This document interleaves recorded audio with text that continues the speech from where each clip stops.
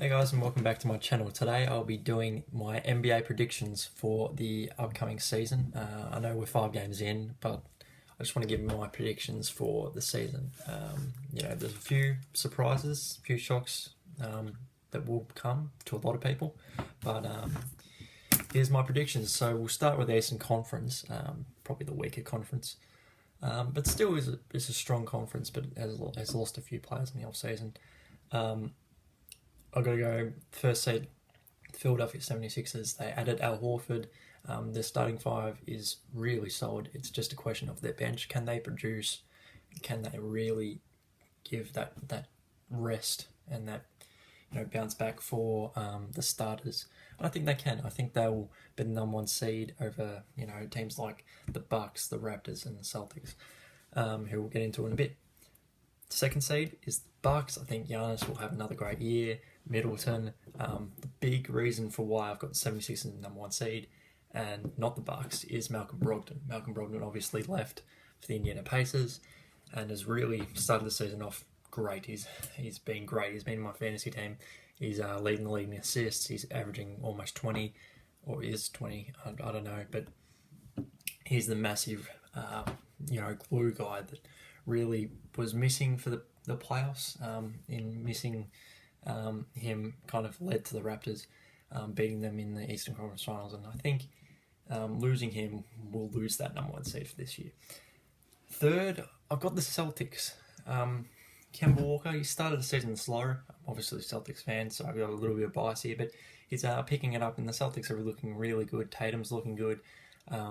Brown was offered the extension. I don't know if that's something that was warranted. It's a massive contract.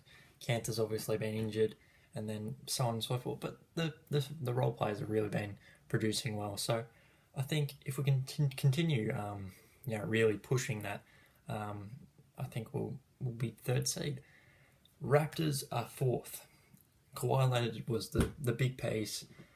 Clearly in the playoffs was the MVP.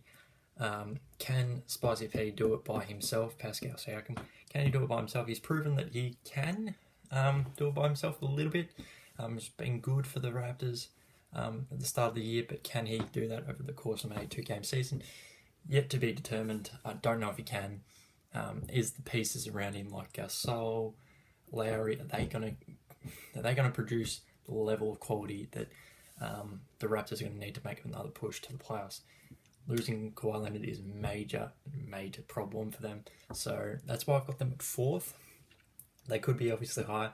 That top four could change. That's just what my top four is. But it could change throughout the season. I think that is the top four teams that will be, in the Eastern Conference. Fifth team's kind of the shock team. Kind of the unsuspecting team. Didn't make the play. Oh, no, they did make the playoffs last year. But, there's always been that fringe kind of team since, LeBron and Wade have kind of moved on. It's the Miami Heat. The Miami Heat have looked really good. They always look good every year. Great team basketball. And they're looking like a really good team, really solid team. So I think they'll finish fifth. They've got a solid core. They've got a solid kind of depth rotation as far as their bench. Really bats through deep. Really looking forward to seeing how they go and progress through the year, because they could surprise a few people, I think. Pacers are my sixth team. I don't know how long Victor Oladipo's out for, and that kind of could change.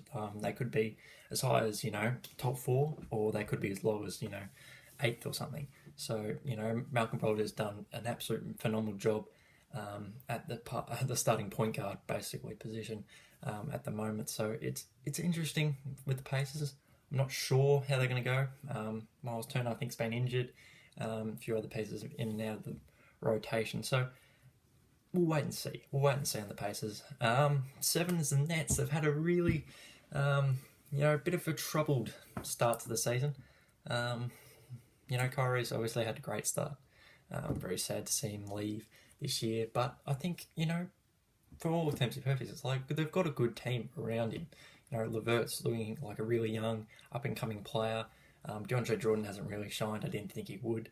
But they will push back and they'll bounce back, and we'll have to wait and see on KD. I think he'll be out for the season, though.